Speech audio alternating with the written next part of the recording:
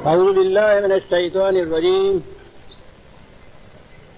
بسم اللہ الرحمن الرحیم. عزیزان من، آج دسمبر 1977 کی 16 تاریخ ہے اور درس قرآن کریم کا آغاز سورہ الفرقان سے ہو رہا ہے، 25ویں سورت ابتدا سے ہی.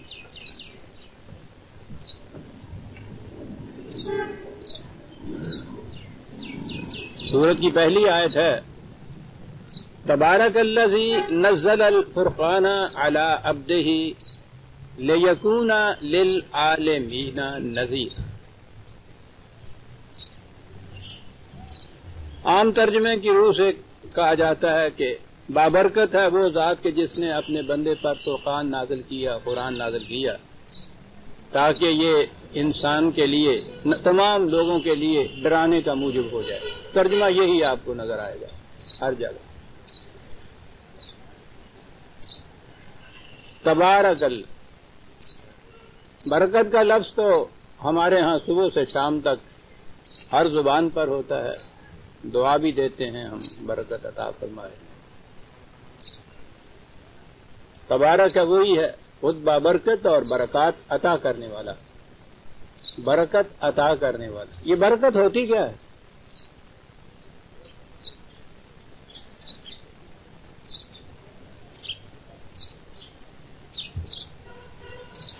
سوچیے تو صحیح ذہن میں کوئی چیز متعین ذہن میں آپ کے آتی ہے؟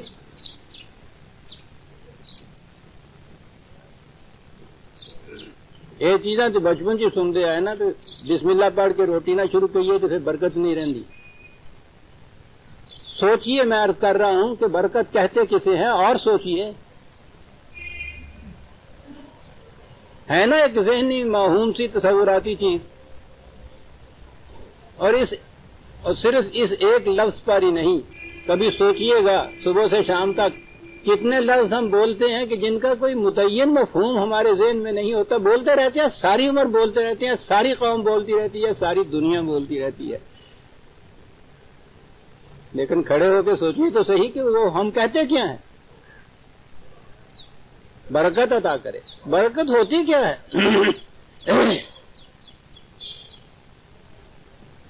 اور یہ چیز ہے جس پہ قرآن زور دیتا ہے تتفکروا. جو لفظ بھی زبان سے بولو، کھڑے ہو کے سوچو کہ اس کا متعین مفہوم کیا ہے، ہم کیا کہہ رہے ہیں.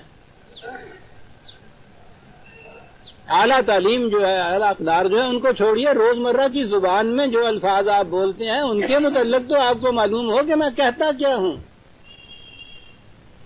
لیکن وہ تو بڑی مشکل یہ ہے کہ انسان ٹھیک ہے سوچنے والا بھی جانور ہے، لیکن ہرڈ انسٹنکٹ جس کو کہتے ہیں نا، بھیڑ چال جس کو کہتے ہیں، بہت زیادہ اس میں یہی ہے. کیونکہ اس کی زندگی کا نمایاں حصہ تو حیوانی زندگی میں گزرتا ہے. اسے ہرڈ انسٹنکٹ کہتے ہیں. سارے بولتے ہیں، ہم بھی بولتے ہیں، بولتے چلے آ رہے ہیں، ہم بھی بول رہے. قرآن اسی چیز کو تو ہٹانے کے لیے آیا تھا. ہرڈ انسٹنکٹ سے اس کو ہٹانے پر، ریزن کے اوپر لانے کے لیے آیا تھا قرآن. قرآن کہتا ہے، یعنی خدا کہتا ہے کہ ہم نے اس قرآن کو نازل کیا لعلکم تعقلون، تاکہ تم عقل سے کام لینا سیکھو. قرآن نازل کیا تاکہ عقل سے کام لینا سیکھو. لیجیے غرض و غایت ہے قرآن کی یہ. لعلکم ایک لفظ ہے، عام عربی جاننے والے بھی جانتے ہیں کہ لعلکم وہاں آتا ہے جہاں غائب کسی چیز کی بتائی جائے، تاکہ یہ چیز ہو. لعلکم تعقلون، تاکہ تم عقل سے کام لینا سیکھو. عقل سے کام لینا میں ابھی عرض کروں گا. یہ تو یہی ہے نا کہ کھڑے ہو کر آپ سوچو. وہ سوچنے کے دو الگ طریقے ہیں، وہ میں ابھی عرض کروں گا. لیکن بہرحال وہ کہتا یہ ہے تتفکروا، ایک ہی بات جو قرآن نے کہی تھی رسول صلی اللہ علیہ وسلم کی زبان مبارک سے کہ سوچا کرو. تو سوچنے کی پہلی ابتدا تو ہونی چاہیے کہ صبح سے شام تک جو ہم الفاظ بولتے ہیں زبان سے، ان کا مفہوم کیا ہے. یہ جو ہم بولتے چلے جاتے ہیں نا اس طرح سے، یہ ہرڈ انسٹنکٹ ہوتی ہے. عربی زبان میں اس کو تقلید کہتے ہیں. قلادہ وہ پٹا ہوتا ہے جو جانور کے یا مویشی کے گلے میں ڈالا جاتا ہے اور اس سے کھینچ کے لیے چلے جاتے ہیں اس کو. جبلی طور پر انسٹنکٹیولی حیوانات میں یہ چیز ہوتی ہے جسے ہم بھیڑ چال کہتے ہیں. اگلی بھیڑ جس طرح چلی جا رہی ہے پچھلی بھیڑ چلی جا رہی ہے. جب سے پہلی بھیڑ ہوئی اور جب جو آخری بھیڑ ہمارے ہاں ہے ایک ہی روش ان کی چلی ہے. اسے ہرڈ انسٹنکٹ کہتے ہیں, اسے تقلید کہتے ہیں. یہ تقلید جو ہے یہ کوئی آپ کے ہاں کا فقہی مسئلہ نہیں ہے, یہ کوئی فروعی مسئلہ نہیں ہے کہ یہ مقلدین ہیں یہ غیر مقلدین ہیں. سوال ہی یہ ہے کہ ہرڈ انسٹنکٹ کے اوپر چلنا ہے یا ریزن کے اوپر آپ نے چلنا ہے. اور ہرڈ انسٹنکٹ کی بات جو ہے بھیڑ چال جس کا عام ترجمہ ہمارے ہاں کیا جاتا ہے, پہلی چیز یہاں سے شروع کرو کہ جو دن بھر میں آپ الفاظ بولتے ہیں کھڑے ہو کے سوچو اس کے معنی کیا ہیں. برکت بات یہاں سے آئی. ایک چیز جو اپنے مقام پہ محکم ہو, جم کے کھڑی ہو. اب جم کے کھڑے ہونے میں پتھر جم کے کھڑا ہوتا ہے ایک مقام پہ, پہاڑ جم کے کھڑا ہوتا ہے ایک مقام پہ, ٹھیک ہے. اس میں نمو یا نشو و نما یہ نہیں ہوتی, جامد ہوتا ہے وہ.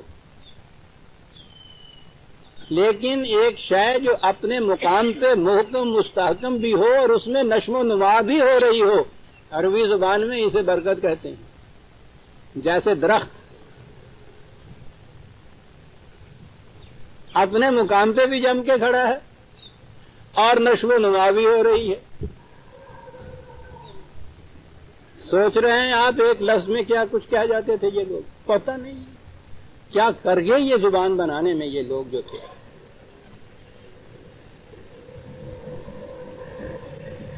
برکت یہ ہے کہ اپنے مقام کے اوپر محکم اور مستحکم بھی کھڑا ہو. ان الذین قالوا ربنا اللہ ثم استقاموا, جنہوں نے کہا کہ ہمارا رب اللہ ہے اور پھر جم کر کھڑے ہو گئے اپنے اس دعوے پر, ان پر فرشتے اترتے ہیں قرآن کہتا ہے. لیکن محض جم پہ کھڑے ہونا, میں نے کہا نا وہ تو پتھر اور پہاڑ بھی اپنے مقام پہ جم کے کھڑا ہوتا ہے. جم کے ایک مقام پر جم کے کھڑے رہنا اور نشو و نما ہوتے چلے جانا, اس کا بڑھنا پھولنا پھلنا ساتھ اس کے, اسے برکت کہتے ہیں. اللہ برکت عطا فرمائے کہ معنی یہ ہے کہ تم اپنے محکم اصولوں پہ جم کے بھی کھڑے رہو اور زندگی کی ارتقائی منازل بھی طے کرتے چلے جاؤ. اب سوچئے گا کہ ہم میں سے کسے برکت حاصل ہوتی ہے, اور تبارک کے معنی ہوا کہ وہ ذات جو خود یہ اس صفت کی مالک ہے اور وہ یہ چیزیں عطا کرتی ہے دوسروں کو. یہ برکت کا جو اصول, جو کلیہ, جو طریقہ عطا کیا اللہ تعالیٰ نے انسانوں کے لیے, کس طریق سے؟ نزل الفرقان, فرقان نازل کیا گیا تاکہ برکت عطا فرمائے, جسے ثبات و تغیر کا امتزاج کہتے ہیں, پرماننس اور چینج کا. اپنے مقام پہ محکم بھی کھڑا ہے اور اس کے ساتھ ساتھ نشو و نما ڈیولپمنٹ بھی ہوتی چلی جا رہی ہے.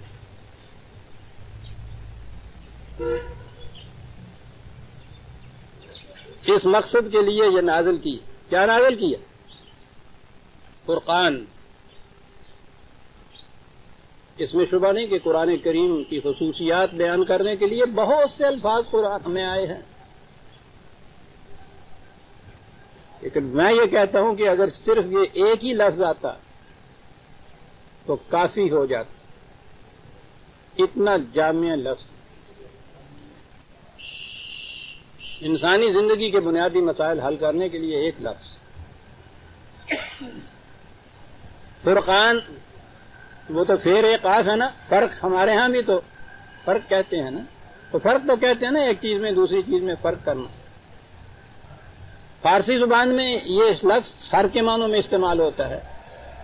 یہ فرق کعبہ قدم ہر کجا کے می نگرم, سر سے پاؤں تک. یہ بھی ذرا سا ہٹا ہوا ہے. عربوں کے ہاں فرق کہتے تھے بالوں کی مانگ کو، اور مانگ کی خصوصیت یہ ہے کہ اگر ایک بال بھی ادھر سے ادھر ہو جائے، الگ نہ ہو دوسرے سے، تو مانگ ٹیڑھی ہو جاتی.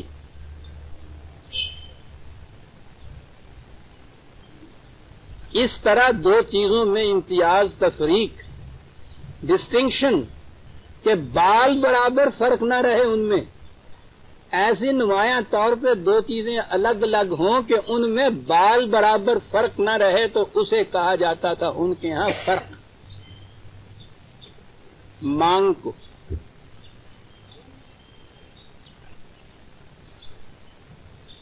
سیدھی ہونی چاہیے.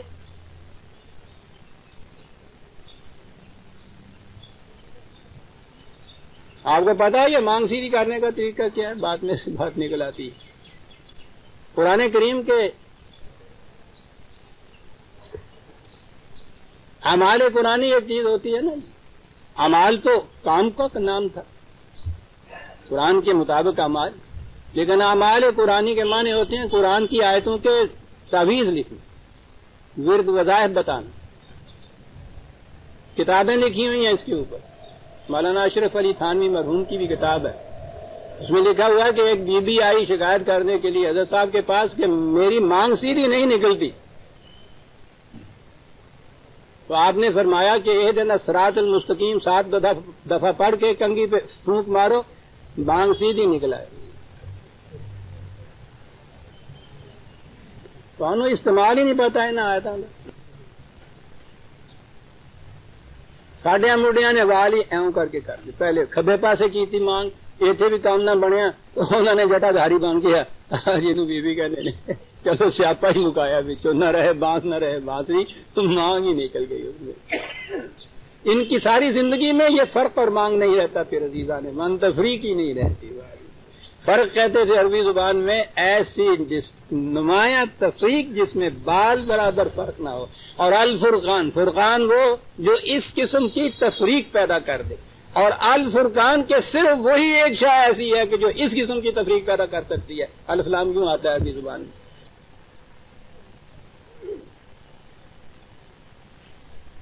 کس چیز میں تفریق؟ انسانیت کا بنیادی مسئلہ یہ ہے کہ حق و باطل میں تفریق، ٹروتھ اینڈ فالس میں تفریق، خیر اور شر میں تکلیف، گڈ اور ایول میں تفریق. یہ ایتھکس یا اخلاقیات کا بنیادی مسئلہ ہے کہ خیر کیا ہے، گڈ کیا ہے، شر کیا ہے، ایول کسے کہتے ہیں، فالس کیا تھی، ٹروتھ کیا تھی. تو آپ کہیں گے کہ یہ کون سا ایسا مسئلہ ہے؟ یہ اسی لیے آپ کہیں گے کھڑے ہو کے سوچا نہیں کبھی. ان سوچنے والوں سے پوچھو. جب سے سوچنے والوں کی تاریخ سامنے آتی ہے نا، وہ یونان کے فلاسفر ابو الحکمت کہلاتے، اس زمانے سے یہ بات شروع ہوئی ان کے ہاں. خیر اور شر، حق و باطل کی تفریق، کسے خیر کہتے ہیں کسے شر کہتے ہیں، حق کیا ہے باطل کیا ہے، اس زمانے سے شروع ہوئی، آج تک چلی آ رہی ہے. آج تک فیصلہ نفع و ضرر کر نہ سکا، اور آپ حیران ہوں گے کہ آج تک اس کا فیصلہ نہیں ہو سکتا. یہ بات تو کوئی ایسی ہے ہی نہیں جس میں کوئی نہ ہو کہ بعض حالات کے اندر بعض چیزیں اچھی ہوتی ہیں، دوسرے حالات میں وہ اچھی نہیں رہتی، اس کے برعکس اچھی ہو جاتی. ایک وقت میں ایک چیز کو آپ حق کہتے ہیں، دوسری چیز میں وہی باطل ہو جاتا ہے. ایک چیز خیر اچھا کہیے، شر کو برا کہیے، تو حالات کے بدلنے کے ساتھ یہ چیزیں بدلتی چلی جاتی ہیں.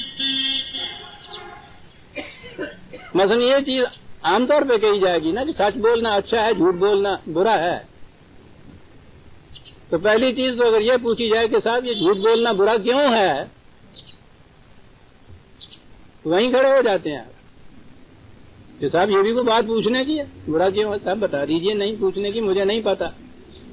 زیادہ سے زیادہ یہی کہیں گے نا کہ صاحب جو سوسائٹی اس کو بڑا مذموم سمجھتی ہے، برا سمجھتی ہے، اس لیے یہ بری چیز ہے. تو اگر کل کو سوسائٹی اس کو اچھا سمجھنے لگ جائے تو پھر یہ اچھی ہو جائے گی نا.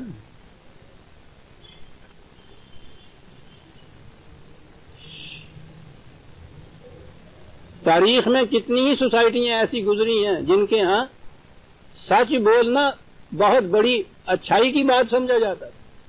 جھوٹ بولنا نہیں جی، سچ بولنا نہیں، معاف رکھیے، جھوٹ بولنا بڑی اچھائی کی بات سمجھا جاتا تھا، بڑا جوہر سمجھا جاتا تھا. دھوکہ دینا، فریب دینا، ہمارے ہاں کل ہی ابھی یہاں ٹھگ کی جماعت تھی، یہ پوری مذہب تھا ان کا.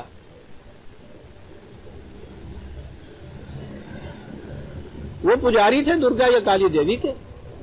ان کے ہاں بنیادی چیز تھی، لڑکے، نوجوان لڑکے کی شادی نہیں ہوتی تھی جب تک کسی کو وہ دھوکہ دے کے مارنا آئے. کئی قبائل ایسے ہیں ہمارے ہاں، تو یہ عام طور پہ ماں باپ کی بڑی عزت تکریم کی جاتی ہے. کئی قبائل ایسے گزرے ہیں جو ماں باپ کو کچا کھا جانا جو تھا اس کو بہت بڑی نیکی سمجھتے. دھوکہ دے دینا، رومن کے ہاں رومن کو دھوکہ دینا جو تھا وہ بری بات تھی، غیر رومن کو دھوکہ دینا بڑی نیکی سمجھی جاتی تھی. یہودیوں کے ہاں بھی غیر یہودی جو ہے ان سے سود لینا بالکل شیر مادر کی طرح حرام ہے. یہودی یہودیوں سے نہیں سود لیتے تھے. ہندوؤں کے ہاں دھرم شاستر کے اندر عصمت بڑی چیز ہے، لیکن غیر براہمن لڑکی جو تھی، اس براہمن اگر دست درازی کرتا ہے اس کے اوپر تو اس میں کوئی چیز معیوب نہیں سمجھی جاتی تھی. کیا چیزیں آپ نے اس سے، ان مثالوں سے کیا سمجھا؟ یہ کہ یہ چیزیں جو ہیں، سچ بولنا، عصمت کی حفاظت کرنا، دغا نہ دینا، فریب نہ دینا، ہم نے دیکھا یہ ہے کہ یہ بعض سوسائٹیوں کے اندر بالکل اس کے برعکس تھا. حالات کے تابع یہ چیزیں بدلتی چلی جاتی تھی. تو جو چیزیں اس طرح سے بدلنے والی ہوں ان کو یا تو ریلیٹو کہتے ہیں، اضافی ہوتی ہیں، یا مشروط ہوتی ہیں کہ ان حالات کے تابع تو یہ اچھی بات ہے، اگر یہ حالات بدل جائیں تو پھر یہ اچھی بات اچھی نہیں رہتی، بری ہو جاتی. ان حالات میں یہ چیز بری ہے، اگر وہ حالات بدل جائیں یا یہ شرائط بدل جائیں تو وہی بری چیز اچھی ہو جاتی. تو یہ ریلیٹو چیز ہوئی. لیکن حق یا ٹروتھ تو وہ ہے کہ جو اضافی نہ ہو، ایبسولیوٹ ہو، مطلق ہو، ہر حالت میں وہ حق ہو. باطل ہر حالت میں باطل ہو، ہر دور میں باطل ہو، ہر قوم میں باطل ہو، ہر تمدن میں باطل ہو. ایبسولیوٹ اور ریلیٹو یہ دو ٹرمز آئے ہیں ہمارے، مطلق اور اضافی. یہ جتنی باتیں آج تک آئی ہیں، جس چیز کو بھی ان فلسفہ، یہ فلسفہ ہے اخلاق کا، ایتھکس فلسفے کی ایک چیز، تو اس میں یہی چیزیں آئی ہیں کہ مطلق یا ایبسولیوٹ ٹروتھ کیا ہے،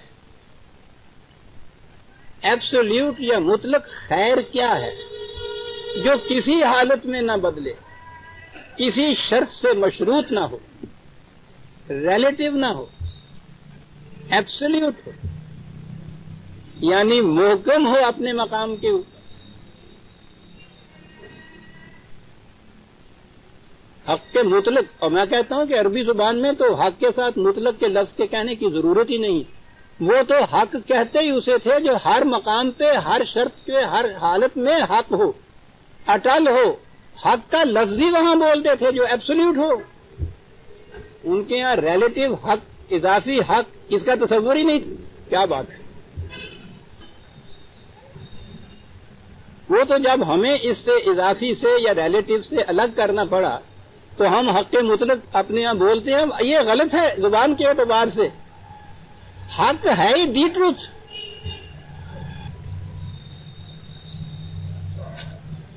یہ جو چیز ہے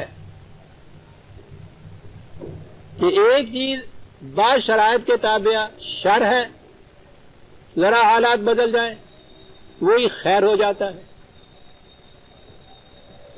معاف رکھیے گا، شاید آپ کے ذہن میں آ جائے کہ یہ اس نے فلسفیانہ گفتگو کو چھیڑ دی، اس کے بغیر بات نہیں سمجھ میں آئے گی. آئیے نیچے کی سطح پہ گفتگو کریں ہم. جھوٹ بولنا بری بات ہے،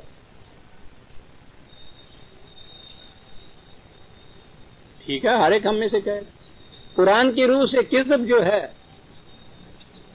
یہ باطل ہے، شر ہے، ٹھیک ہے. کیا یہ مطلق باطل ہے، مطلق شر ہے، ایبسولیوٹ ہے؟ آپ کو معلوم ہے کہ آپ کے یہاں کیا چیز یہاں جاری ہوئی؟ پرانے زمانے میں آپ کی ملوکیت کے دور کے اندر تو یہ چیزیں تھیں کہ جھوٹ ہے تو بری بات، لیکن زندگی کی بعض ضرورتیں ایسی ہیں جن میں جھوٹ بولنے کی اجازت ہی نہیں بلکہ جھوٹ بولنا واجب ہو جاتا ہے۔ پرانی تفسیروں کو چلے جائیے، آپ کے دور میں مولانا مودودی صاحب تشریف فرما ہے آپ کے ہاں، انہوں نے کہا ہے زندگی کی عملی ضروریات ایسی ہیں جن میں جھوٹ بولنا واجب ہو جاتا ہے، یعنی جھوٹ نہ بولے تو گناہ گار ہو جاتا ہے آدمی، ترک وجوب تو گناہ گاری کی بات ہوتی ہے، واجب ہو جاتا ہے۔ تو گویا سچ جو ہے یہ حق مطلق نہ رہا، ایبسلیوٹ ٹروتھ نہ رہا، ریلیٹو ہو گیا، کنڈیشنل ہو گیا، مشروط ہو گیا۔ زندگی کی بعض ضرورتوں کے تابع جھوٹ بولنا واجب ہو جاتا ہے۔ اب جھوٹ بولنا شر مطلق یا باطل مطلق نہ رہا، ایبسلیوٹ نہ رہا، اضافی ہو گیا، مشروط ہو گیا، ضرورت کے تابع۔ پوچھئے ان سے کہ دنیا میں کون سا جرم ہے جس کے لیے مجرم سے پوچھئے تو وہ یہ نہ کہہ دے کہ میں نے ضرورت کے تابع یہ کیا۔ پھر میں دوہرا دوں جو برسوں سے دہرایا کرتا ہوں، ہمارے ہاں تو روز کہتے ہیں تو جھوٹ بولے آگا، کہنے لگا مینو کی لوڑ پہ یہی سے میں جھوٹ بولتا، مینو کی لوڑ، جھوٹ بولا تم نے، مجھے کیا ضرورت تھی۔ گویا ضرورت نہ ہو تو کوئی بھی جھوٹ نہیں بولتا، ضرورت نہ ہو تو کوئی بھی کوئی جرم کرتا۔ الگ بات ہے کہ ایک چیز اس کے نزدیک ضرورت ہو، آپ کے نزدیک وہ ضرورت نہ ہو، لیکن اس سے پوچھئے تو وہ ضرورت بتا دے گا ضرور۔ اور ضرورت ایک تو یہ فزیکل ضرورت ہے نا کہ روپیہ پیسہ ملتا ہے، اس سے یہ چیزیں، جذبات کی تسکین تو اس سے زیادہ اشد ضرورت ہوتی۔ زنا کو قرآن کریم نے حرام قرار دیا، حرام مطلق قرار دیا، یعنی کوئی حالت ایسی ہے نہیں کہ جس میں اس کی اجازت ہو۔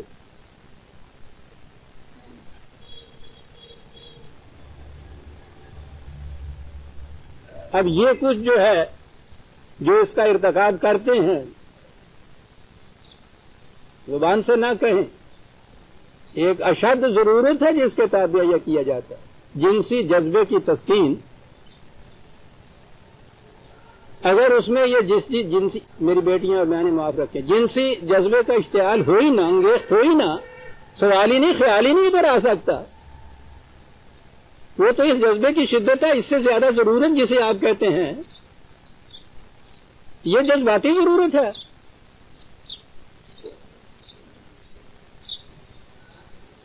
زندگی کی ساری ضرورتیں پوری ہو رہی ہیں، جتنا کچھ ایک کے پاس ہے، یہ ہوس زار جو ہے مارے مارے اس کے لیے پھر رہی ہے، بھاگے بھاگے چلا جا رہا ہے سب۔ الہاکم التکاثر حتی زرتم المقابر، اور زیادہ سمیٹنے کی، دوسروں سے اور آگے بڑھنے کی، یہ ہوس جو ہے انسان کو لیے چلے جا رہی ہے تا وقت کہ وہ قبر تک پہنچ جاتا ہے۔ یہ کیا چیز ہے؟ آپ کے نزدیک ضرورت نہیں ہے۔ ہم روز کہتے ہیں کہ صاحب اتنی دولت اس کے پاس ہے، اس کے بعد اس کو اور کیا ضرورت ہے؟ جھک مار رہا ہے، فریب دے رہا ہے، چوری کر رہا ہے، دغا کر رہا ہے، غلط الاٹمنٹیں لے رہا ہے، کیوں یہ کچھ کر رہا ہے؟ اس سے کیوں؟ آپ کے نزدیک اس کیوں کا جواب ہے نہیں، کیونکہ آپ سمجھتے ہیں کہ زندگی کی ضروریات پوری ہو رہی، اس کے اندر ایک ہوس ہے جذباتی، اور جذباتی ضرورت تو تبھی ضروریات سے بھی کہیں شدید ہوتی ہے۔ تو ضرورت کے بغیر تو کوئی جرم، کسی جرم کا بھی ارتکاب نہیں ہوتا۔ ضرورت کی نوعیت میں آپ فرق کر سکتے، ضرورت، اور اگر تصور یہ ہو جائے، نظریہ یہ ہو جائے کہ ضرورت کے مطابق ایک غلط چیز جو ہے وہ صحیح ہو جاتی ہے، اس کی اجازت ہو جاتی ہے، تو دنیا میں کوئی چیز بھی باطل مطلق یا شر مطلق رہتی نہیں۔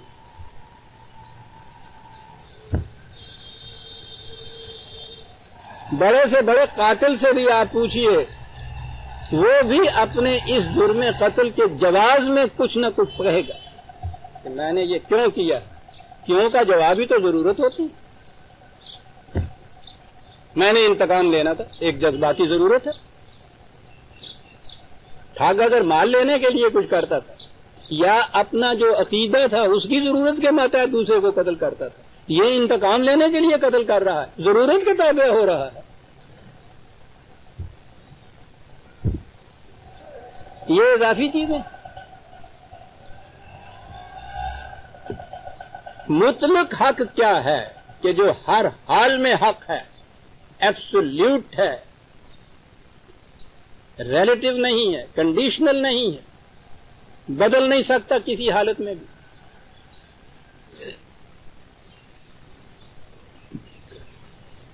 اتنی سی چیز ہے عزیزان من جہاں آ کر آپ اس کا نام کچھ رکھ لیجئے، وہی کی ضرورت پڑتی ہے کہ وہ ایسے حق چیزیں دیتا ہے جو ایبسولوٹ مطلق حق ہوتی، اور یہی مسئلہ ہے جو چلا آ رہا تھا یونان سے لے کے آج تک کہ حق یا خیر مطلق کیا چیز۔ تنہا عقل انسانی ضرورت کے تابع حق یا باطل، خیر یا شر کا فیصلہ کرتی۔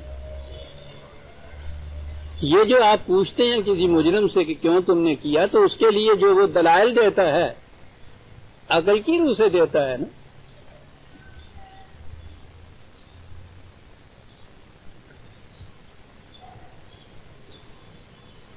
جس کی عقل اپنے مقام پہ قائم نہیں ہوتی، جسے آپ دیوانہ کہتے ہیں، تو دیوانے کی تو ڈیفینیشن یہ کی جاتی ہے کہ اسے اپنے نفع نقصان کا بھی پتہ نہیں ہوتا۔ عقل دلائل دیتی ہے، وہ دلائل ہی ہیں جن کی روح سے آپ کے ہاں کہ یہ جتنے نظام آج کل دنیا میں چل رہے ہیں حکومت کے، یہ سیکولرزم ہے کے اوپر مبنی ہے نا، یعنی انسان اب بیٹھ کر اپنی ضرورتوں کے تابع کوئی قانون بناتے ہیں، کل کو ضرورتیں بدل جاتی ہیں، پھر وہ اس قانون کے خلاف دوسرا قانون بنا دیتے ہیں۔ آہستہ آہستہ آہستہ آہستہ بدلتے بدلتے وہ ضرورتیں ہیں نا جن کے تابع آج وہاں انگلینڈ میں ہومو سیکسولیٹی جو ہے وہ بھی قانوناً جائز قرار پا گئی۔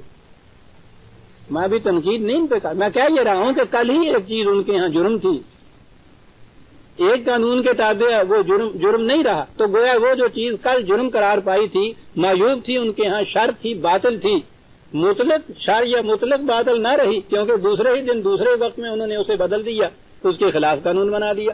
سیکولرزم کہتے اسے ہیں جس میں کوئی قدر حق یا مستحکم نہ ہو،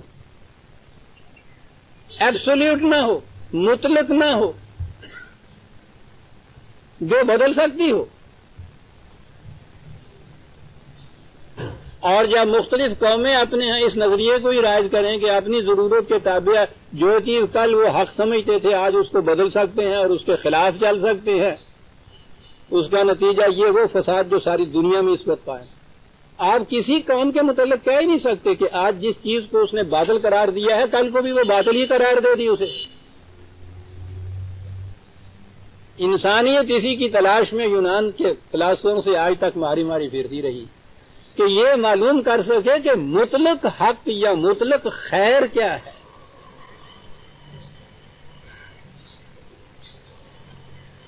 ایبسولوٹ ہر حالت میں جو بھی، لیکن آج بھی انسان کی یہی صورت۔ میں یہ کہہ رہا ہوں یہی بات کہ روز قوانین بدلتے رہتے ہیں آپ کے ہاں، یہ دلیل ہے اس بات کی کہ مطلق حق یا خیر کے اوپر انسان نہیں پہنچ پایا۔ مطلق اگر ہوگا تو وہ بدلنے کی ضرورت اس میں نہیں رہے گی۔ مطلق کے متعلق تو قرآن کے الفاظ میں کہا یہ جائے گا کہ لا تبدیل لکلمات اللہ۔ مطلق بدلتا نہیں تقاضوں کے مطابق، ضروریات کے مطابق۔ آج بھی یہی صورت ہے، روز تجربے ہوتے ہیں، ٹرائل اینڈ ایرر کی روح سے آگے بڑھ رہا ہے انسان، ابھی تک نہیں پہنچا مطلق کے اوپر۔ بال نے کہا ہے کہ آدمی اندر جہان خیر و شر، کم شناست نفع خود را از ضرر، کس نہ داند زشت و خوب کار چیست زیادہ ہموار و نا ہموار چیست. ابھی تک مطلق خیر اور حق پر نہیں پہنچ پایا انسان.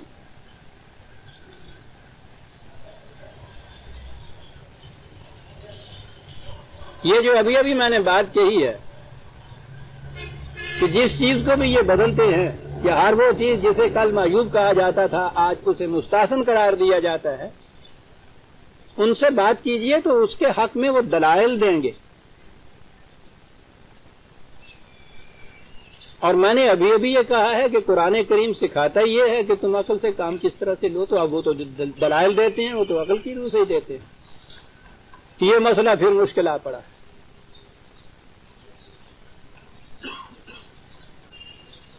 اس کے لیے غور و فکر کرنے والے مغرب کے بھی فلاسفر، اور وہ میں سمجھتا ہوں فلاسفر سے آگے یہ جو سائیکالوجسٹ آئے ہیں نا یہ بہت آگے بڑھ گئے ہیں. یہ جسے میں فرقان کہوں گا یہ فرق کر رہے ہیں حقیقت میں. ان کے ہاں دو ٹرمز آئی ہیں اور بڑی عمدہ ٹرم. ان کے ہاں ایک چیز ہے ریزن اور دوسری چیز ہے ریشنلائزنگ انٹلیکٹ.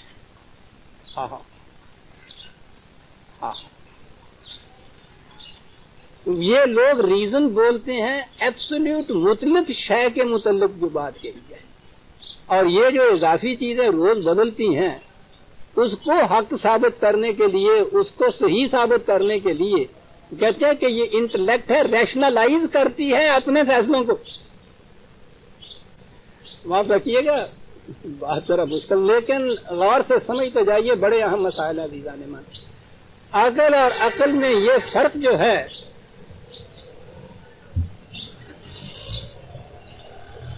ہمارے ہاں یہ دو ٹرمز، اقبال کی نگاہ تو بہت دور جاتی ہے، قرآن پہ نگاہ ہے. قرآن نے ان دو قسم کی جو عقلیں ہیں ان میں فرق کیا ہے. باطل کے حق میں جتنے بھی یہ باطل پر چلنے والے لوگ دلائل دیتے تھے، قرآن ان کے دلائل کو بیان کرتا ہے، لیکن اس کے بعد یہ کہتا ہے کہ یہ ان کی عقل فریبکار کا کام تھا جو یہ کر رہے ہیں، کہ جو چیز باطل ہے اس کو حق ثابت کر رہے ہیں.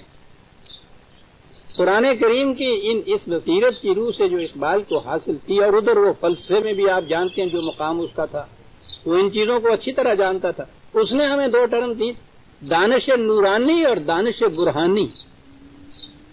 اور میں کہتا ہوں کہ آج جو سائیکالوجسٹ نے ریشنلائزنگ انٹلیکٹ کہا ہے اسے دانش برہانی شخص نے کہا ہے. کیا بات ہے! ایک دانش نورانی ہے کہ جسے انہوں نے ریزن کہا ہے، اور یہی ہے وہ چیز جسے وہ کہتا ہے کہ وہی کرتی یہ ہے کہ حق مطلق دیتی ہے، اور اس کے حق میں دلائل جو دیتی ہے وہ دانش نورانی ہوتی. قرآن اپنی کسی بات کو بغیر دلیل کے نہیں منواتا، وہ کتاب کے ساتھ حکمت کو نازل کرتا ہے.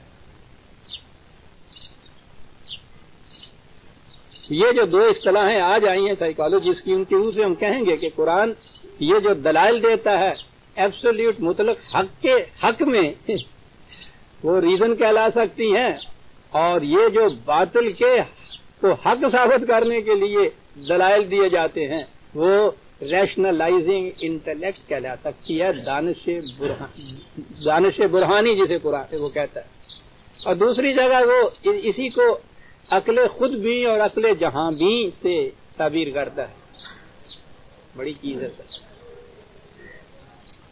عقل خود بھی غافل از بہبود غیر، سود خود بیند نہ بیند سود غیر. ایک عقل تو یہ ہے کہ صرف اپنے مفاد کے لیے وہ استعمال اپنے آپ کو کرتی ہے، دوسرے کے مفاد کا اس کو کوئی خیال نہیں رہتا. دوسرے کو دھوکہ دینا، جھوٹ بولنا، فریب کرنا، اپنے لیے کوئی چیز جو ہے اس کو حاصل کرنے کے لیے، اور اس سے پوچھئے تو ہزار دلائل وہ دے دیں گی صاحب. یہ ہے عقل خود بھی. غافل از بہبود غیر، سود خود بیند نہ بیند سود غیر، اور اس کے مقابلے میں وحی حق بینندہ ہے سود ہمہ. وحی کی روح سے جو ایبسلیوٹ اقدار یا ویلیوز ملتی ہیں وہ تمام نوع انسانی کی منفعت کو دیکھتی ہیں. وحی حق بینندہ ہے سود ہمہ در نگاہ سود و بہبود ہمہ. تو یہ فرق ہے. اسی لیے قرآن نے کہا ہے وَيَمْكُثُ فِي الْأَرْضِ مَا يَنْفَعُ النَّاسَ. بقا اسی عمل کے لیے ہے جو پوری کی پوری نوع انسانی کے لیے منفعت بخش ہو، ورنہ اپنی ذات کے لیے، اپنے خاندان کے لیے، اپنے قبیلے کے لیے، اپنی قوم کے لیے منفعت کی تو ہر ایک سوچتا ہے. یہ دانش برہانی یا انٹلیکٹ کے ریشنلائزنگ انٹلیکٹ کہلاتا ہے. تمام نوع انسانی کی منفعت کے لیے سوچنے کی جو بات ہوگی اسے ہم کہیں گے دانش نورانی یا عقل جہاں بین. اس کے لیے سائیکالوجی کی اصطلاح میں، آج کی سائیکالوجی کی اصطلاح میں ریزن بولا جائے، کہا جائے گا. یہ چیز ایبسولوٹ ہو. آج کے انسان کے متعلق اقبال نے یہ لکھا ہے نا کہ عشق نا قید و خرد می گزردش صورت مار. وہی سے معروم ہو گیا. اپنی عقل کی روح سے جو چیزیں یہ طے کرتا ہے وہ سانپ کی طرح اس کو ڈسنے لگ جاتی ہیں، اس لیے کہ عقل کو تابع فرمانے نظر کر نہ سکا. یہ عقل سے وہی کی روشنی میں عقل سے کام لینا جو تھا یہ نہ اس نے سیکھا. نتیجہ اس کا یہ ہوا کہ اپنی حکمت کے خموں پیچ میں الجھا ایسا آج تک فیصلہ نفع و ضرر کر نہ سکا.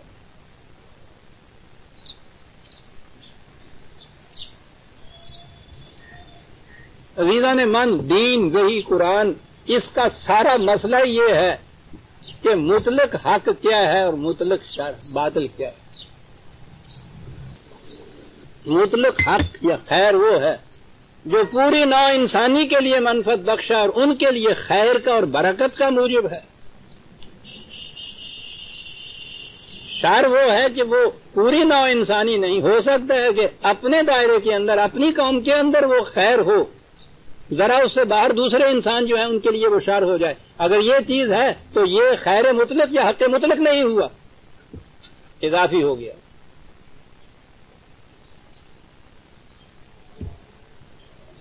الفرقان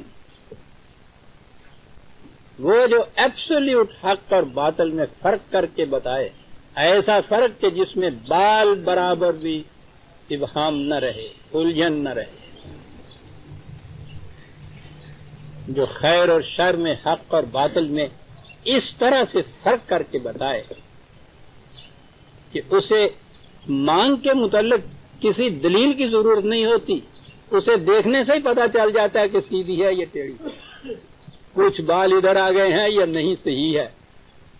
کس قدر یہ قوم ایسی تھی، یہ فلسفیانہ ایبسٹریکٹ ٹاکس میں نہیں جاتی تھی،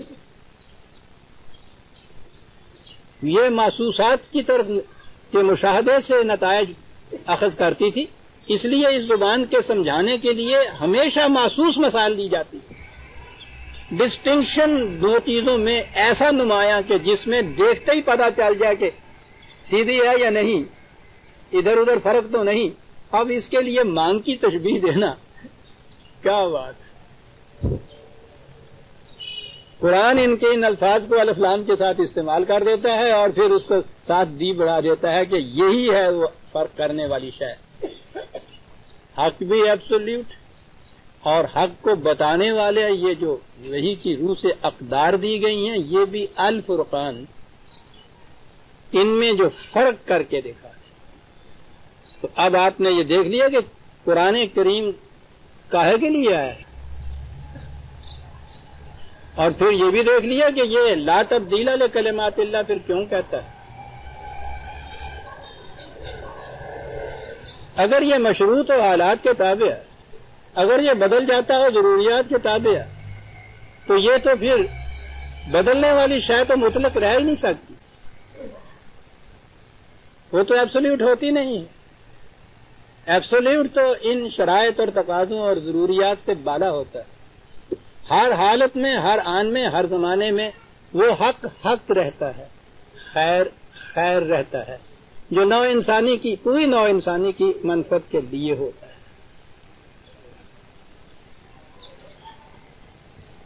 اب برکت کے معنی بھی آ گئے. تبارک اللہ زی میں اب آ گیا کہ وہاں لفظ قرآن نے اپنے خدا کی صفت تبارک ہے کیوں کہی؟ پہلی اس بات تھی نا کہ وہ اپنے مقام پہ محکم کھڑا ہو. اور آگے الفرقان میں ہم نے دیکھا کہ حق مطلق ہو، اپنے مقام پہ اٹل ہو، لیکن اپنے مقام پہ اٹل اور اس کے ساتھ ہی جتنی زمانے کی ضروریات ہوں ان کو ساتھ پورا کرتا چلا جائے. تبارک میں بھی یہ چیز تھا نا کہ پتھر کی طرح جامد نہ ہو بلکہ اس میں نشو و ارتقا بھی ہو. یہ مسئلہ پھر بڑا مشکل ہے کہ ایک چیز محکم بھی ہو اپنے مقام پہ اور زمانے کے تقاضوں کا بھی ساتھ دیتی چلی جائے. سنیے یہ عربوں کے ہاں اس حق کو کیا کہتے تھے، اس قسم کی چیز. پھر وہی محسوس مثال،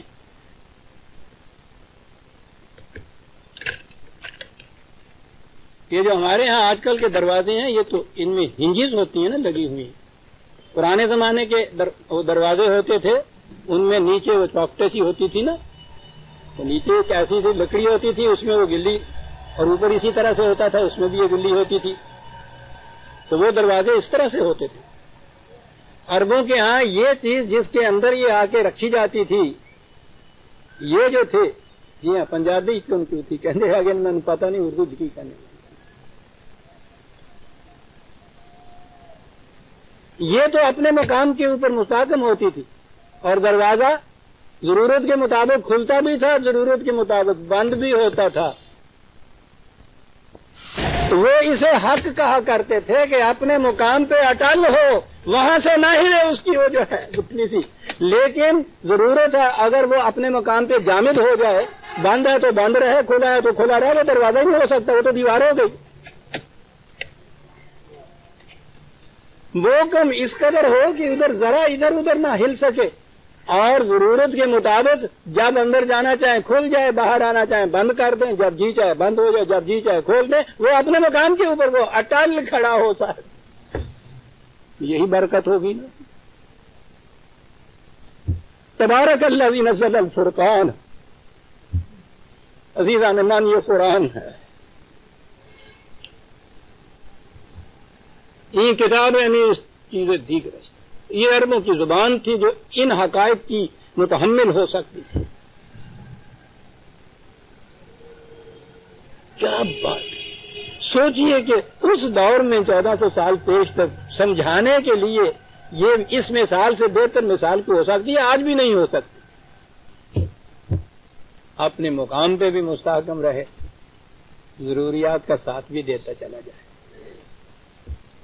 یہ حق پتھر کی طرح جامد نہیں، درخت کی طرح مستحکم، جمع ہوا بھی ہو اور اس کے ساتھ تغیرات میں اس کے ساتھ نشو و نما بھی ہوتی چلی جائے. نزل الفرقان. الفرقان قرآن کریم نے کئی ایک مقام کے اوپر اللہ تعالیٰ نے کئی ایک مقام پہ قرآن کو فرقان کہا ہے، دوسرے مقامات میں بھی کہا ہے. مثلا تو اس لیے میں ضروری ایک ریفرنس کم از کم دے دینا ضروری سمجھتا ہوں. سورہ دخان 44 44ویں سورہ. حامیم والکتاب المبین انا انزلناہ فی لیلۃ مبارکۃ انا کنا منذرین. ہم نے اسے نازل کیا ہے لیلۃ مبارکۃ. دیکھتے ہیں وہی تبارک الذی والی بات، وہ ذات تبارک. لیل کہا ہے قرآن کے نزول کے زمانے کو کہ اس میں تاریکیاں ہی تاریکیاں تھیں. یہ نہیں ہے کہ ایک رات جسے ہم شام سے صبح تک کہتے ہیں، یہ اس سے مقصد ہے.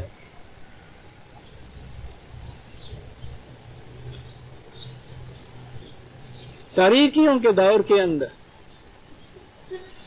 لیکن وہ تاریکیاں کس قدر بابرکت ثابت ہوئی کہ اس قسم کا سفیدہ سحر اس سے نمودار ہو گیا. کیا چیز نازل کی؟ فیہا یفرق کل امر حکیم. یفرق یہی وہی فعل ہے قاف کا، اب سیوا آ گیا ورب کا، فعل کا، جس میں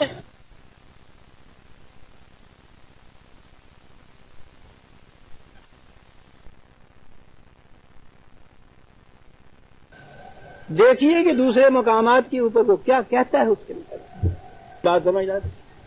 فرقان کہا یہاں ورب کے طور پہ استعمال کر کے بتا دیے کہ کیا ہے اس نے. اس میں نے اس لیے بھی خاص طور پہ یہ کہا انا انزلنا فی لیلۃ مبارکۃ. یہ جو وہ شب برات کی رات آیا کرتی ہے نا، ایک شب برات کی رات،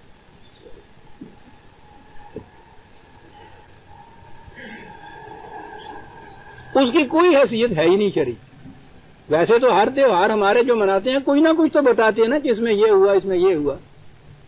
تو شب برات کے متعلق کوئی بھی نہیں کوئی بتا سکتا کہ اس میں کیا ہوا، یہ کس واقعہ کی یاد میں تقریب ہے، یہ منائی جاتی ہے. ہاں بھی حلوہ تے لچیاں منن واسطے بنائی جاتی ہے. اب تو یہ بھی بات ختم ہو گئی ہے شاید. آپ کو معلوم ہے کہ یہ شروع کہاں سے ہوئی تھی؟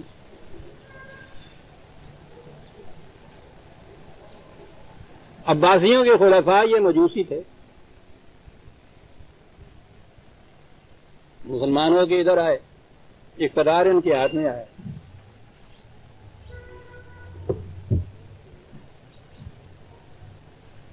رام جاندہ ہی جاوے، رحیم آندہ ہی آوے. مجوسیت کی جو آتش پرستی تھی وہ بھی ساتھ آئی، اور ان کے ہاں کا یہ عقیدہ کہ سال میں نوروز جو ہے اس دن سال بھر کے فیصلے ہو جاتے ہیں، موت کے، زندگی کے، بیماری کے، راضی کے، ہر شخص کی قسمت کا فیصلہ آنے والے سال کا اس ایک رات میں ہو جاتا ہے، جس کے بعد نوروز آتا ہے. اور آتش پرست قوم تھی، اس میں پھر یہ بہت زیادہ آگ جلاتے تھے. اب یہ ادھر آئے تو یہ اسلام میں کہاں گنجائش اس کی، نہ یہ وہ قسمت کا مسئلہ، نہ یہ آگ کی کھیل. انہوں نے یہ تقریب وضع کی. آپ کو معلوم ہے نا کہ شب برات کے اندر، اور وہ شب بارات تو کہتے اس لیے بارات کے معنی تقدیر ہوتی ہے. میری برات ہی تھی اور نہیں سی آگا تو میں کی کروں. شب بارات تو وہ آئی مجوسیوں کی تقدیر والی رات، قسمت بانٹنے والی رات. خود لفظ قسمت کے معنی تقسیم کرنا ہے. یہ تو ہوئی وہ تقریب وہاں کی. اب ان کی ہوئی وہ آتش پرستی کی حوث، تو یہ ساری جتنی آتش بازی آپ چلاتے ہیں یہ وہاں سے آئی ہوئی.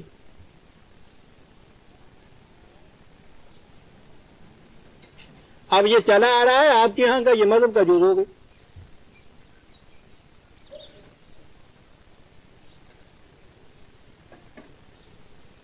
مذہب کا جز ہوئی تو اس کے لیے تو کوئی دلیل دینی چاہیے. تو وائز کے نزدیک دلیل لانا مشکل کون سی؟ انہوں نے کہا دیکھیے نا یہ تو قرآن شریف میں ہے. یا اللہ، شب برات کا ذکر قرآن شریف میں ہے کہ نہیں قرآن شریف میں؟ میں نے ریڈیو پہ تقریریں سنی ہیں، بڑے بڑے علامہ آتے ہیں، نہیں قرآن شریف میں ہے جی. یا اللہ، ہم بھی سنیں بھائی. کہنے کہ یہ دیکھیے نا انا انزلنا فی لیلۃ مبارکۃ انا کنا منذرین فیہا یفرق کل امر حکیم. ہم نے اس کو اس رات میں نازل کیا ہے جس میں تمام معاملات کے فیصلے کیے جاتے ہیں سال بھر کے لیے. چل بھائی،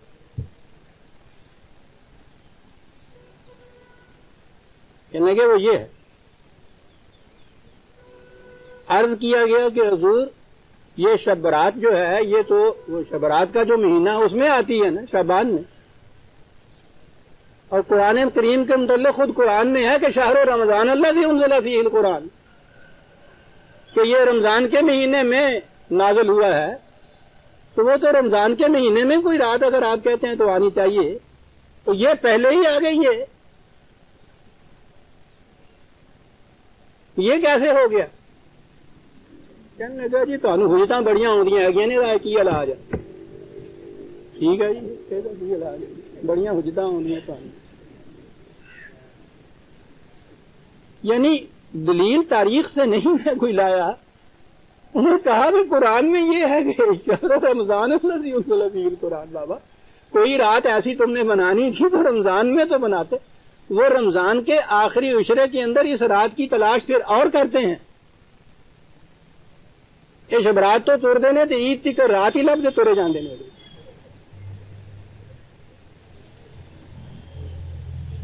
میں کیا یہ رہا تھا کہ قرآن کا مصرف آپ دیکھتے ہیں کس طرح ہوتا ہے.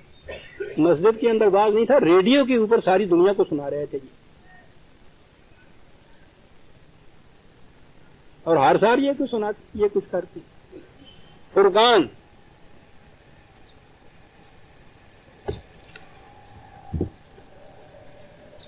بہت اچھا جی. قرآن تو ہے الفرقان، حق و باطل میں اس طرح سے فرق کرتا ہے.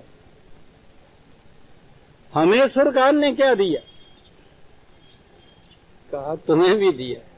یا ایھا الذین آمنوا ان تتقوا اللہ یجعل لکم فرقانا. 8/29 8/29. اے جماعت مومنین، اگر تم قوانین خداوندی کی نگہداشت کرو گے تمہیں امتیازی زندگی حاصل ہو جائے گی دنیا کے اندر. فرقان ساری دنیا دور سے دیکھ کے کہہ دے گی کہ یہ ہے وہ امت اخرجت للناس جو نوع انسانی کی بھلائی کے لیے پیدا کی گئی. یوں تفریق ہو جائے گی باقی دنیا سے، تمہاری امتیازی نشان ہے، ڈسٹنکشن حاصل ہو جائے گی. یجعل لکم فرقانا، تمہیں امتیازی زندگی حاصل ہو جائے گی. کیسا امتیاز؟ مومن بالائے ہر بالا کرے، بالائے ہر بالا کرے. مومن جو بھی دنیا میں جس بلندی کے اوپر بھی قوم کوئی ہے اس سے بھی آگے، اس لیے کہ غیرت او برنا تابد ہم سرے. کسی دوسرے کا آگے چلے جانا یا اوپر ہو جانا تو ایک طرف، اس کی غیرت تو جس کو بھی پسند نہیں کرتی کہ کوئی اس کا ہم دوش دنیا کے اندر. آگے بڑھنا یا بلند ہونا تو ایک طرف رہا، وہ تو کسی کو ہم غیرت او برنا تابد ہم سرے. اقبال یہ چیزیں اپنی طرف نہیں کرتا، یہ فرقانہ کی تفصیل ہے، تفسیر ہے فرقان کی. یجعل لکم فرقانا.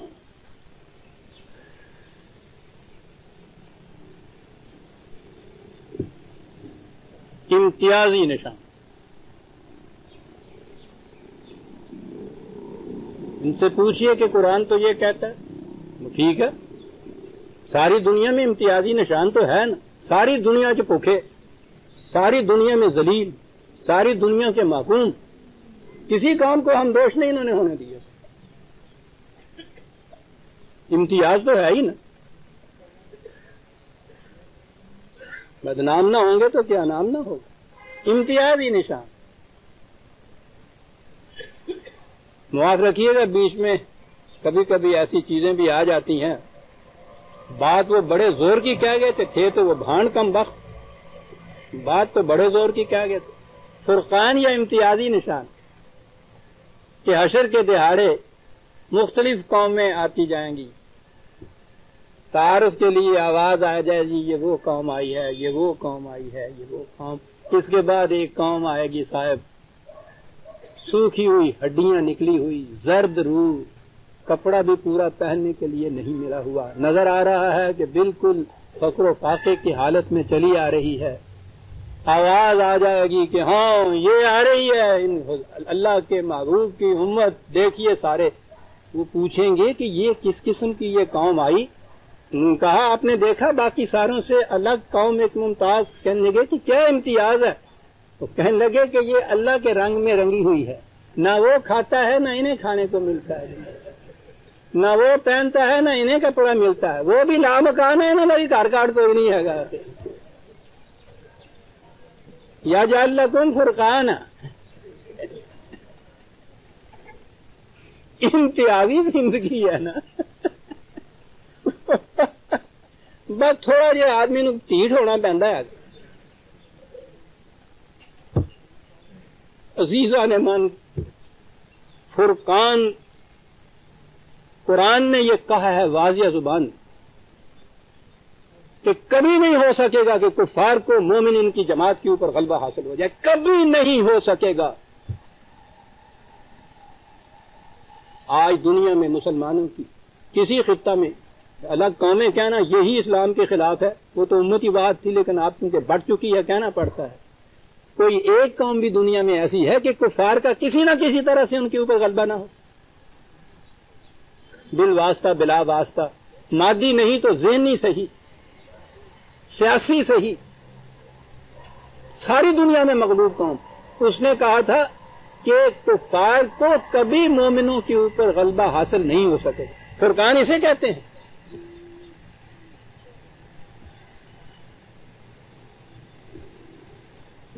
لیکن یہ فرقان حاصل کیسے ہوتا ہے؟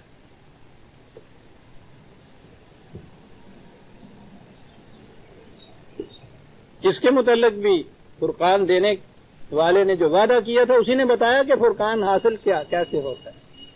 13 سالہ مکی زندگی، دنیا بھر کی مصائب و مشکلات اور نامساعدات اور تکالیف برداشت کرنے والی قوم جم کے کھڑی ہوئی اپنے مقام کے اوپر۔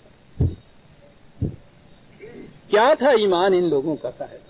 اس قدر تکالیف آج بھی انسان کے رونگٹے کھڑے ہو جاتے ہیں جب سنتے۔ ایک شخص نہیں ہے جو اپنے مقام پہ ہلا ہو، آپ مقام سے ہلا ہو، ایک فرد نہیں۔ پہلے تو اس قسم کی ایک جماعت، پہلا فرقان یہ کہ اس مقام میں جہاں نظام خداوندی یا حکومت خداوندی کے تمکن کے امکانات بظاہر ابھی نہیں تھے، یہاں سے سارے کے سارے الگ ہو کے مدینے چلے گئے۔ پہلا فرقان تو یہ ہے۔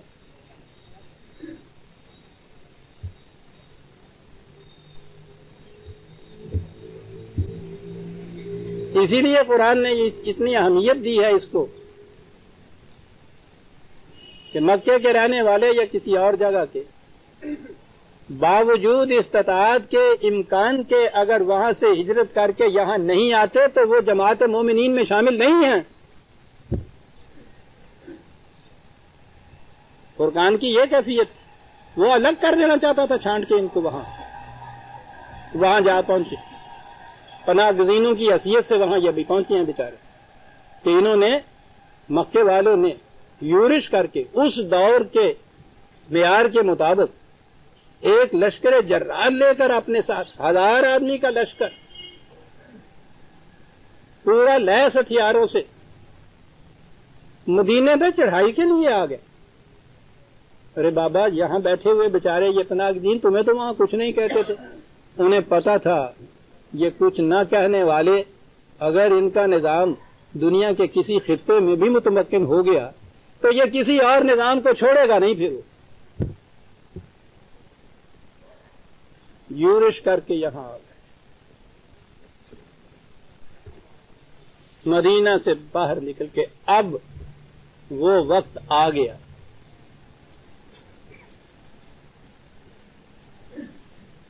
یہ جو چھوٹی سی جماعت تھی 300 کی، دنیا کے ہر معیار کے مطابق نظر آتا تھا کہ ان کے مقابلے میں میدان جنگ میں جائے گی تو ان میں سے شاید ایک بھی باقی نہیں بچے گا۔ دیکھتے ہیں کہ کس قدر یہ امتحان کتنا کڑا تھا، کتنا سخت تھا، منزل کتنی کڑی تھی۔ کیا انہوں نے ان کے ساتھ کچھ مفاہمت کر لی، مداہنت برتی، مساہلت پہ اتر آئے، کمپرومائز پہ آ گئے، کہہ دیا انہوں نے کہ کوئی بات نہیں، حق بھی اضافی ہوا کرتا ہے، ضرورت کا آج تقاضا یہ ہے کہ تمہارے ساتھ کچھ صلح کر لی جائے۔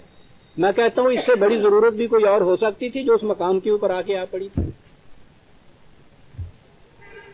ضرورت کے ہر معیار و تقاضے کے مطابق اس سے اشد ضرورت ہی کوئی نہیں ہو سکتی تھی، لیکن اگر ضرورت کا ہمارا ہی معیار ہوتا تو حق و باطل کا فرقان تو دنیا میں نہ ہو سکتا تھا۔ فیصلہ یہی ہوا کہ کامیابی نہ بھی ہوگی تو دنیا کو یہ تو معلوم ہو جائے گا کہ باطل پر جم کے کھڑے ہونے والے جان دے دیا کرتے ہیں، کمپرومائز نہیں کیا کرتے، کہ حق کمپرومائز کر ہی نہیں سکتا۔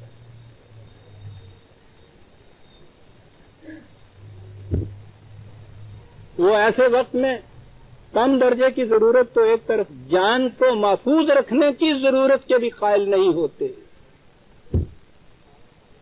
میدان میں جا کے نکل کے کھڑے تھے۔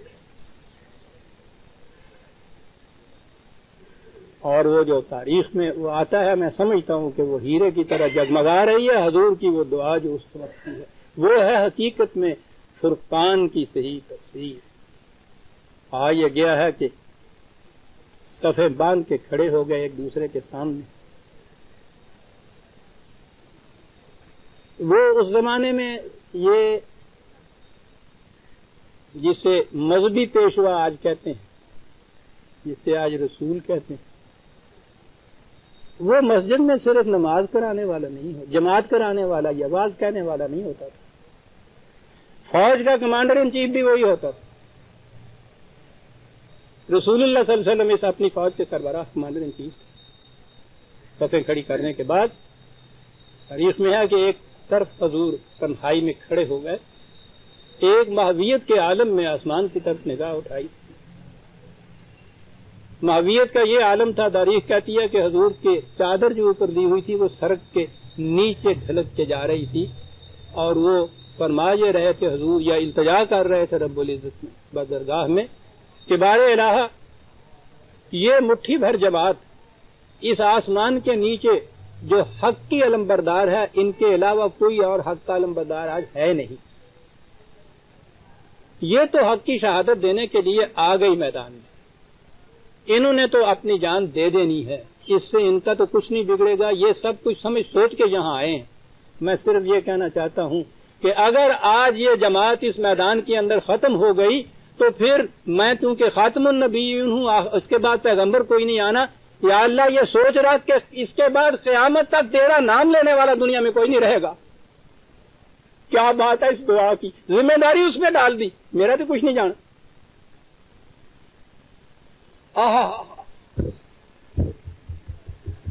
آپ اس کو سوچئے چند فکروں کو، یعنی کہ یہ جماعت تو اپنا سب کچھ بیچ بچا کے کفن بدوش آ گئی ہے، انہوں نے جان دے دینی ہے۔ اگر یہ یہاں سب ختم ہو گئے تو ان کا تو کچھ نہیں بگڑے گا، یہ تو اس مقصد کے لیے آئے ہیں۔ تو سوچ لے کہ اس کے بعد پھر دنیا میں تیرا نام لینے والا کوئی نہیں رہے گا۔ اور یہ وہ مقام ہے کہ جہاں خدا نے کہا کہ آج کا دن یوم الفرقان ہے۔ بدر کے جنگ میں قرآن نے کہا ہے یوم الفرقان 8/8/41۔ وما انزلنا علی عبدنا یوم الفرقان یوم التقى الجمعان۔ فرقان کا وقت آتا ہے جب آمنے سامنے جتھا کھڑا ہو جائے، لشکر کھڑے ہو جائے، یہاں آیا ہے یوم الفرقان۔ وہ جو تھا نا کہ ہم تمہیں فرقان عطا فرمائیں گے، وہ عزیزان من وہ ورد وظائف اور نفل پڑھنے سے نہیں آئے گا، یہاں آیا ہے یوم الفرقان۔ محسوس تفریق آپ سننا چاہتے ہیں تو تاریخ سے پوچھئے فرقان کسے کہتے ہیں؟ آج تک یہ بات نہیں ہو سکی کہ دو قومی نظریہ کیا ہوتا ہے۔ دو قومی نظریہ یوم الفرقان میں سامنے آتا ہے۔ وہ فرقان کی پہلی چیز یہ ہے کہ چھٹ کے الگ ہو جائیں۔ یہ سارے مکے کے رہنے والے یا بیشتر مکے کے رہنے والے عرب ہی تھے نا، جب مکے سے ادھر آ گئے تھے مدینے میں، کاہے کے لیے آ گئے تھے؟ یہ بن گئی تھی نا ایک الگ قوم۔ اب یہاں اس قوم کے دو قوموں کا نظریہ یا فرقان جسے کہا جاتا ہے، دو قومی نظریے کے معنی فرقان کے ہیں۔ حق کی علمبردار اور باطل کی علمبردار میں ایک تفریق ہے محسوس، اور وہ یہ صورت تھی کہ ایک طرف حضرت ابوبکر صدیق رضی اللہ تعالیٰ عنہ، مقابل کی صف میں ان کا بیٹا کھڑا تھا، حضرت عمر تھے، سامنے ان کا ماموں حقیقی جس کے خون میں ان کی تلوار رنگی ہوئی بعد میں نظر آئی، ادھر حضرت علی تھے، سامنے بھائی تھا وہ قید، ادھر خود نبی اکرم صلی اللہ علیہ وسلم تھے، ادھر حقیقی چچا عباس تھے، نہیں آگے جائیے، ادھر آپ کھڑے تھے، دوسری طرف بیٹی کا سہاگ لٹ رہا تھا، داماد کھڑا تھا۔ یوم الفرقان، یہ شہادت گاہ الفت میں قدم رکھنا ہے۔ لوگ آسان سمجھتے ہیں مسلمان، تمہیں گوئے مسلمانم بلرزم، جب میں کہتا ہوں کہ میں مسلمان ہوں کانپ اٹھتا ہوں کہ دانم مشکلات لا الہ را میں جانتا ہوں لا الہ کی مشکلات کیا ہوتی ہیں۔ یہ منظر آسمان کی آنکھ نے کبھی دیکھا عزیزان نے؟ یہ فرقان، یہ دو کامی نظریہ۔ اور بعد کا وہ واقعہ، اس بیٹے نے بعد میں یہ بات کیا تھے مدر میں، باپ سے یہ کہا کہ ابا جان بدر کے میدان میں ایک وقت ایسا آ گیا تھا کہ آپ بالکل میری شست میں تھے، تیر میں نے چڑھا رکھا تھا تلے پہ، آپ سامنے آ گئے، میرا ہاتھ کانپ گیا اور میں نے تیر وہیں کمان وہیں رکھ دی، تیر نہ چڑھایا۔ آپ نے کہا کہ بیٹا اگر ایسا وقت میرے پہ آتا اور میرے سامنے تم آتے تو میرا ہاتھ کبھی نہ کامتا، اس لیے کہ میرے سامنے ابو بکر کا بیٹا نہیں تھا، باطل پرست حق کے مقابلے میں کھڑا تھا۔ یوم الفرقان،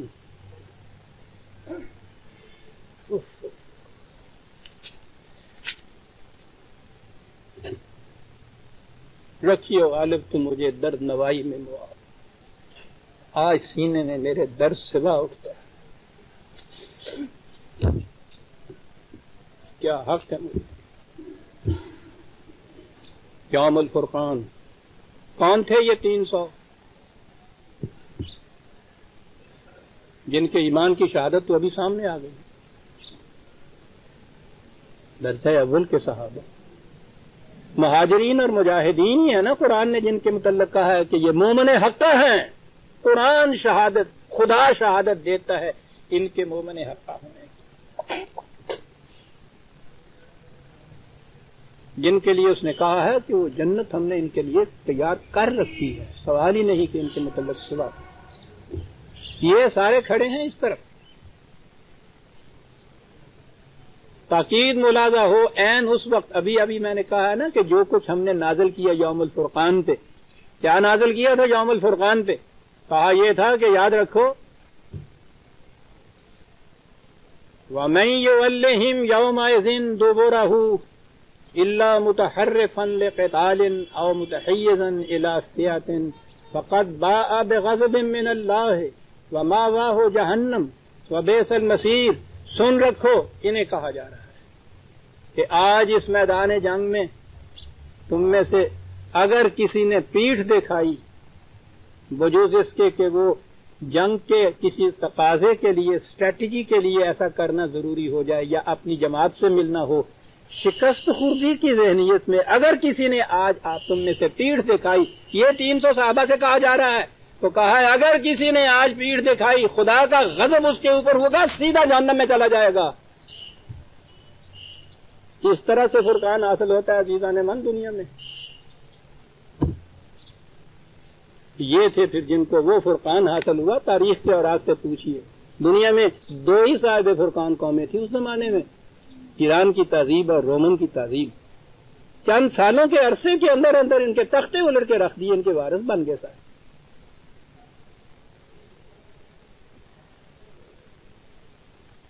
تبارک الذی نزل الفرقان علی عبدہ، اور اس کے بعد کہا تھا کہ یا ایھا الذین آمنوا ان تتقوا اللہ یجعل لکم فرقانا، اور فرقان ملتا تھا جنگ بدر میں جب یوم الفرقان کہا گیا ہے۔ اور اس کی کیفیت یہ تھی کہ صحابہ جیسے بھی ایمان اور اعمال لے کے اگر ایک مقام کے اوپر اس طرح سے کہیں ان کا قدم میں لغزش آتی ہے، سیدھا جہنم میں جا پہنچتا ہے۔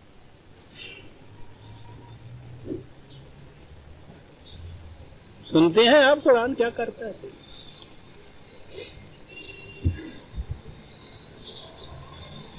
نزل الفرقان علی عبدہ، ایک لفظ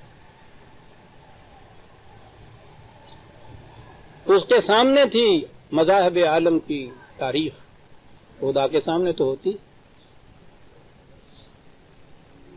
یہ چھوڑ دیجئے کہ ہر رسول خدا کی طرف سے آیا، خدا کا اس نے دین دیا، بعد میں اس کی امت نے اس دین کو مذہب سے بدل دیا۔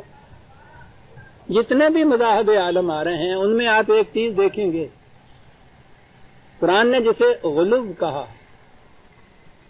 خاص طور پہ یہودیوں سے کہا کہ یاد رکھو دین میں غلو نہ کرنا۔ غلو کے معنی ہوتے ہیں کسی کو اپنے مقام سے بڑھا دینا، مبالغہ کر دینا۔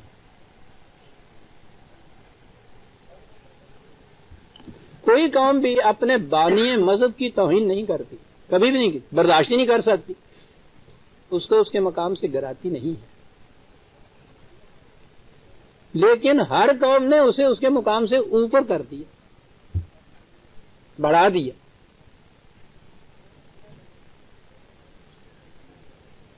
ہندوؤں نے تو اپنے بانیان مذہب کو اوتار کہہ دیا، خدا بشکل انسانی دنیا میں آیا، تو وہ بھی ان کا مقام نہ رہا، بڑھا کے اوپر دے گئے۔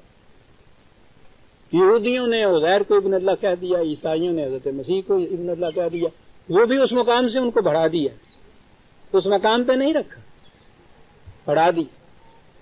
یہ تاریخ چلی آ رہی تھی، سامنے تھی اس خدائے علیم و خبیر کہ جو جانتا ہے کہ پھر جب دین مذہب میں بدلتا ہے تو کس طرح سے اس کے مقام سے اس کو اوپر لے جاتے ہیں۔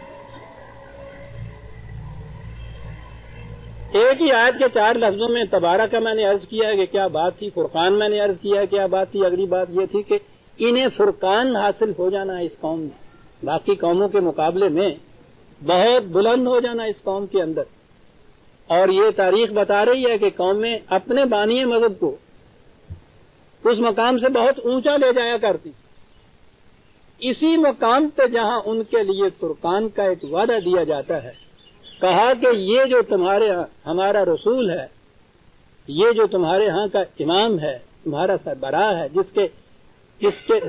جس پر ایمان لانے سے تم مومن ہوتے ہو، سن رکھو اس کا مقام کیا ہے، الا عبد ہی، خدا کا عبد ہے۔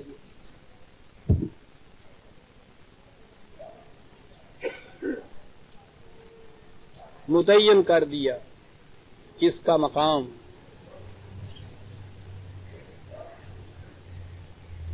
کلمہ شہادت میں جز بنا دیا، اشہد ان محمدً عبدہ ورسولہ، خدا کا عبد ہے اور بہت بڑا مقام ہے۔ عبودیت خداوندی یا عبدیت خداوندی، انتہا یہی ہے، متعین کر دیا الا عبدہ ہی۔ میں اس وقت اس میں نہیں جانا چاہتا، ٹھیک ہے 10 منٹ ابھی رکھتے 5 منٹ، اچھا کہ ہم نے پھر کیا کیا، ہم بھی نازک ہے اور تفصیل طلب بھی کہ ہم نے پھر کیا بنایا، جسے خدا نے تاکید کے ساتھ تصریحاً بار بار قرآن میں حضور کو عبد کہا گیا ہے اللہ کا، الا عبد۔ اس کے بعد اگلا لفظ کہ کاہے کے لیے یہ نازل کیا، تمہارے لیے تو فرقان دینے کے لیے، لیکون للعالمین نذیر، عالمین یہ ہے کہ جی حضور ختم نبوت ہے، قیامت تک کے لیے آپ کیسے ثابت کرتے ہیں، ان میں مباحثوں کی مناظروں کی ضرورت ہی نہیں ہے، قرآن للعالمین نذیر، جب تک تمام دنیا کے انسان اور قیامت تک کے لیے انسان، ان کے لیے یہ لفظ آ سکتا ہے۔ جب آپ عالم کہیں گے اس دنیا کو زبر کے ساتھ اسلام کی، تو تمام دنیا کے انسان اس میں آ جائیں گے، عالمین کہیں گے تو ہر دور کے انسان اس میں آ جائیں گے، اور قرآن کو اس نے کہا کہ مکمل بھی ہے، غیر متبدل بھی ہے، محفوظ بھی ہے، تو یہ جب مکمل غیر متبدل محفوظ قیامت تک کے انسانوں کے لیے، تو پھر اس کے بعد پھر رسول آئے گا کہے کے لیے؟ لمبی چوڑی آیتیں پیش کرنے کی ضرورت ہی اس میں نہیں۔ تمام اقوام عالم، تمام نوع انسانی کے لیے قیامت تک کے لیے نذیر، بڑا عجیب لفظ ہے۔ ہمارے یہاں ترجمہ ہمیشہ آتا ہے ڈرانے والا، عزیزان من، پھر کہیں اور بات چلی جائے گی۔ ڈر تو کسی کا بھی ہو جوہر انسانیت کو کچل کے رکھ دیتا ہے۔ سب سے پہلے جس چیز سے تباہی آتی ہے انسان کی ذات خودی، انا تشخص کے اوپر، اس کی ذات کے اوپر، اس کے سیلف پہ، اس کی انسانیت پہ ڈر سے آتی ہے، خوف سے آتی ہے۔ قرآن نے تو مومن کے متعلق کہا یہی ہے کہ لا خوف علیہم ولا هم یحزنون، خوف بھی نہیں اور حزن بھی نہیں، خوف تو پھر بھی آپ کے محسوسات کی دنیا میں ہوتا ہے. پوچھو آج کے سائیکالوجسٹ سے کہ قرآن نے 1400 سال پہلے 2 لفظ استعمال کیے ہیں. آج کا سائیکالوجسٹ بتائے گا کہ حزن اس نے کیوں کہا ہے. حزن کا تعلق انسان کی پرسنالٹی سے ہوتا ہے. خوف کا تعلق انسان کے محسوسات سے ہوتا ہے. وہ کہتا ہے مومن وہ ہے کہ جس کو کہ نہ عالم محسوسات میں کوئی خطرہ ہوگا نہ اس کی پرسنالٹی یا ذات کے لیے کوئی چیز گھٹن کی ہوگی. حزن گھٹن کو کہتے ہیں. حزن نہیں، گھٹن نہیں اس میں پیدا. بال اسی لیے تو کہتا ہے بندگی میں گھٹ کے رہ جاتی ہے یہ جوئے کامیاب، اور آزادی میں بہرے بے قرار ہے زندگی. خوف زندگی میں گھٹن پیدا کر دیتا ہے. جوئے کامیاب کیا تو بالکل شراب بن کے رہ جاتی ہے، فریب ہی فریب ہوتی. اس لیے اس کے معنی ڈرانے کے نہیں، اس کے معنی آگاہ کرنے کے.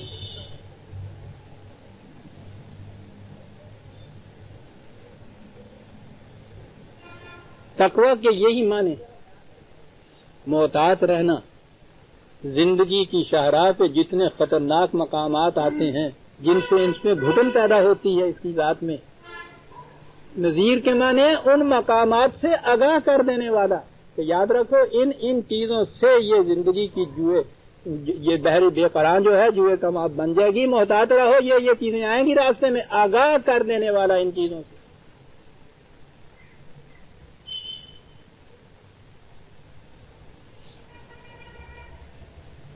یہ جو شروع میں قرآن نے کہا ہے ذالک الکتاب لا ریب فیہ ھدی للمتقین، اعتراض چلا آتا ان کے اوپر. ہمارے ہاں تو وہ متقی آپ کو معلوم ہے نا کسے کہتے ہیں. تو اعتراض یہ چلا آتا ہے کہ صاحب جو متقی ہو گیا تو متقی تو مومن سے بھی اگلا مقام ہمارے ہاں ہوتا ہے نا، تقویٰ شعار متقی ایک بات. تو ھدی للمتقین، تو یہ متقی جو ہو چکا ہے ان کے لیے کہا ہے ہدایت. ان کو ہدایت کی ضرورت کیا ہے، وہ تو متقی ہو گئے. متقی کے یہ معنی نہیں ہے. بڑا عجیب لفظ ہے یہ. انگریزی زبان میں ایک چیز ہے کیوریٹو. کیوریٹو ہوتا ہے جب مرض میں کوئی مبتلا ہو جائے تو اس کو کیور کرنے والا، پھر اس کی اصلاح کر دینے والا. اور ایک چیز یہیں سے ہے کیوریٹو نہیں بلکہ کیئرنگ فار. بڑی اچھی اصطلاح ہے یہ بھی سائیکالوجی کی اصطلاح ہے. وہ اس مصیبت میں مبتلا ہو کے اس کی اصلاح نہیں کرتے، وہ زندگی کیئرنگ فار لائف. کیا ترجمہ کروں اس کا؟ تقویٰ ہے اس کا ترجمہ صحیح عربی زبان میں. پہلے سے ہی اس بات کے لیے محتاط رہنا کہ اس قسم کی کوئی بات نہ ہو جائے جس سے لائف میں گھٹن پیدا ہو جائے. ہی cares for his life.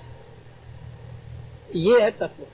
Nazir کے معنی یہ ہیں کہ ان مقامات سے آگاہ کر دینا ان لوگوں کو جو کیئر کرتے ہیں اپنی زندگی کے لیے کہ یہاں یہاں یہاں پٹ فال ہیں، اور پھر آگاہ اس طرح سے کیا. فرقان سائن بورڈ لگا دیے، وہاں جہاں پٹ فال تھا وہاں کسی کو کھڑا کر دیا، سرخ بتی جلا دی، وہاں پہرے دار کھڑا کر دیا، دعائی دینے والا ہو گیا. اس طرح سے نذیر اس کو کہیں گے. ادھر نہ آنا، ادھر سے جانا، یہ ہے نذیر. تمام نوع انسانی کے لیے قیامت تک کے لیے آگاہ کرنے والا زندگی کی خطرناک گھاٹیوں سے. تبارک الذی نزل الفرقان علی عبدہ لیکون للناس للعالمین نذیرا.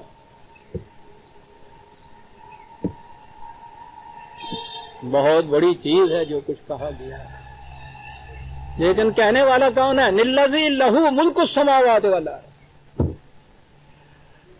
کہنے والا وہ ہے کہ کائنات کی پستیوں بلندیوں میں اسی کے قانون کی کار فرمائی جا رہی ہے. کسی اور اسی کو حق پہنچتا تھا نا یہ کہے. لیکن یہ بات جو ہے اس کی تفصیل آئندہ سے ہی، کیونکہ آج وقت ہو گیا ہے. سورہ الفرقان کی پہلی آیت پہ ہم تھے. خدا کہے کہ اس کو میں سمجھا سکا ہوں. سمجھانے کے لیے تو میں نے کہا ہے نصاب کی کتاب ہے قرآن، یاد رکھیے. یہ تو کلاسز کے اندر پڑھانے کی کتاب. بہرحال جتنا وقت بھی ملا میں نے عرض کیا ربنا تقبل منا انک انت السمیع العلیم، اور حسب معمول نمائندہ